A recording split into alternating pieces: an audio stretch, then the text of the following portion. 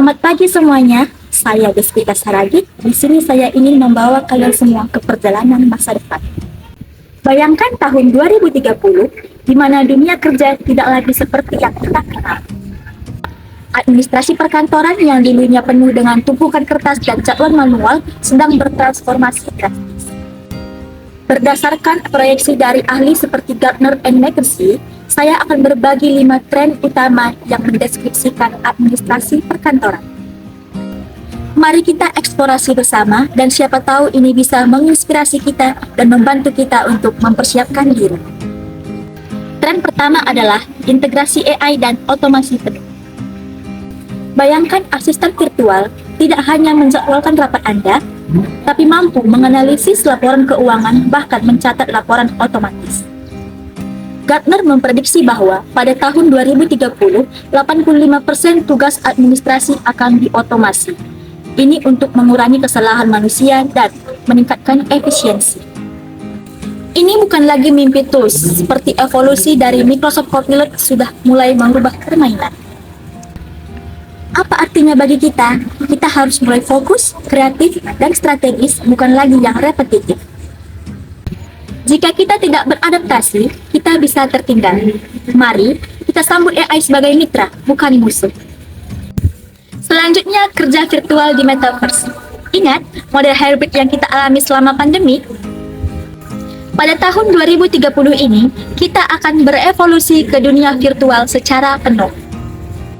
Dengan teknologi VR dan AR, kita bisa menghadiri rapat secara virtual dan bahkan onboarding karyawan tanpa meninggalkan rumah. McKinsey melaporkan bahwa 30% pekerjaan akan dilakukan secara virtual. Ini membuka peluang untuk inklusi global dari seluruh dunia agar dapat berkolaborasi. Namun, tantangannya ialah menjaga privasi dan keseimbangan kerja hidup. Kita perlu bijak mengelolanya agar virtual menjadi kekuatan, bukan hambatan.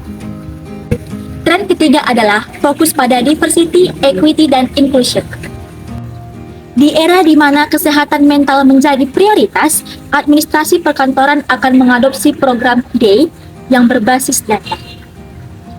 World Economic Forum menunjukkan bahwa 70% perusahaan global akan mengintegrasikan DAY pada tahun 2030. Ini bukan sekedar buzzword, tapi ini tentang menciptakan budaya kerja yang adil di mana semua suara didengar. Dengan AI memantau bias, kita bisa mencegah diskriminasi dan meningkatkan retensi perusahaan. Keempat, keberlanjutan environmental, sosial, dan governance. Kantor hijau bukan lagi pilihan, tetapi sebuah keharusan. Pada tahun 2030, regulasi seperti target net zero dari COP28 akan mengaudit karbon dan mengadopsi energi terbarukan. Kita sebagai pemimpin administrasi harus memimpin perubahan ini dan menjadikan kantor sebagai tanggung jawab sosial. Terakhir, keamanan cyber dan data privasi yang canggih. Dengan data administrasi yang semakin digital, keamanan cyber semakin meningkat. Pada tahun 2030, model Zero Trust Security dan AI-driven akan menjadi standar. Dengan biaya bridge diperkirakan naik 15% per tahun menurut IBM. Kita perlu investasi dalam enkripsi kuantum resisten dan pelatihan anti-phishing. Ini bukan tentang paranoia, tapi tentang melindungi aset perusahaan dan privasi karyawan. Jika kita abaikan, resiko kerugian bisa fatal.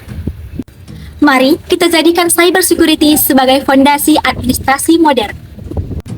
Teman-teman, tren 2030 ini bukan ancaman, tapi peluang untuk inovasi.